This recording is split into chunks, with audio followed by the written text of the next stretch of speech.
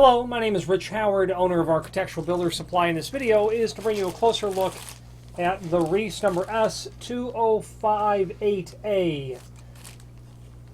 This is a saddle type threshold. If you use your imagination, you can see why they call it a saddle. It has a saddle shape to it.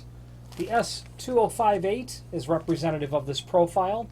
You know, what strikes me immediately is the thickness of the extrusion, and you're going to notice that if you become familiar with the Reese line, you're going to see very thick aluminum extrusions, and it's one of the primary reasons why I'm partial to Reese.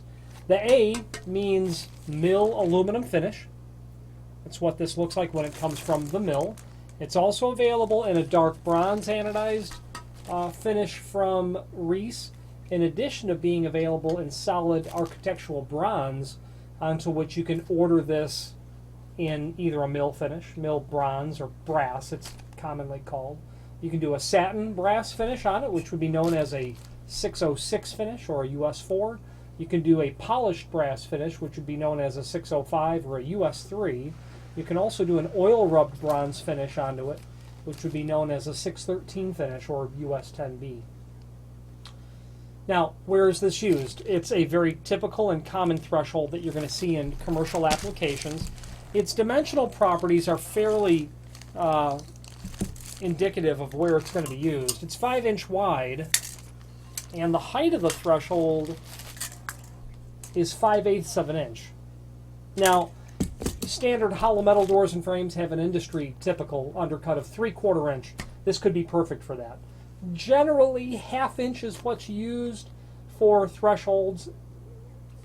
It's more common.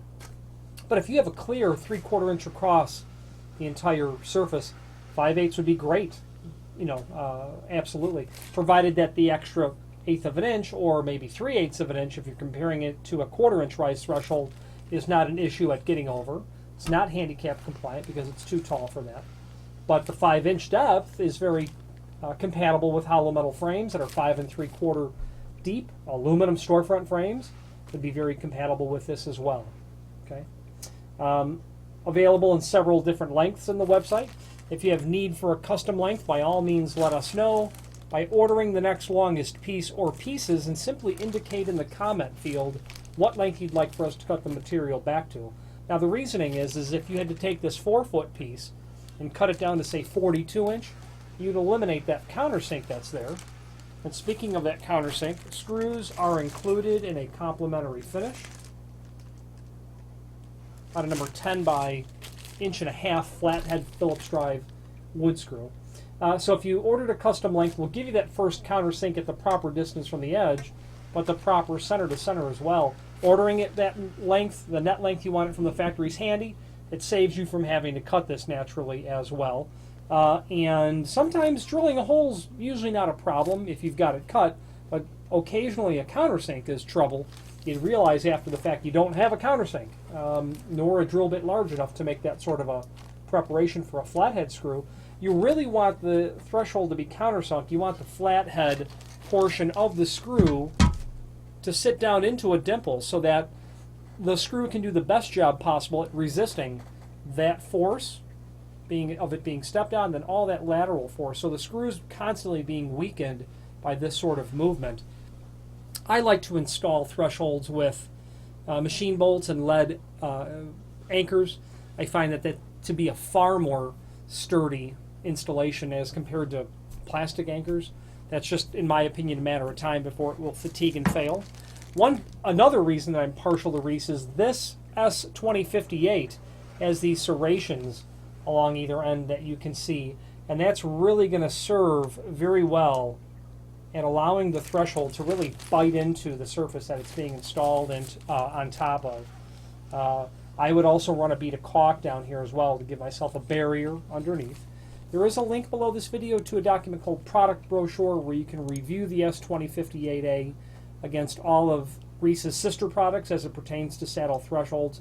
By all means, take a look at it, that document. You're likely going to find something that may be more appropriate, different widths.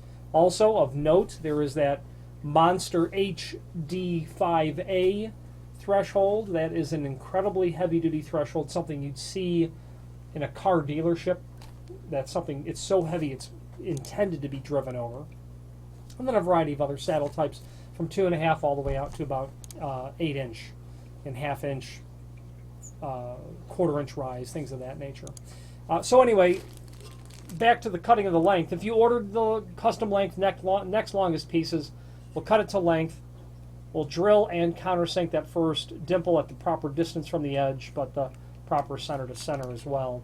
Finally, there is a link below this video to the manufacturer's page where you can pull up the full-line Reese product catalog and review all things Reese weather stripping related, not only thresholds like this, but perimeter gasketing, door sweeps, not only material made of aluminum like this, but architectural bronze, as I had mentioned earlier, and of course stainless steel as well. Any questions on the Reese S2058A saddle type threshold in a mill aluminum finish, or any other Reese product, please feel free to reach out to us. Thank you.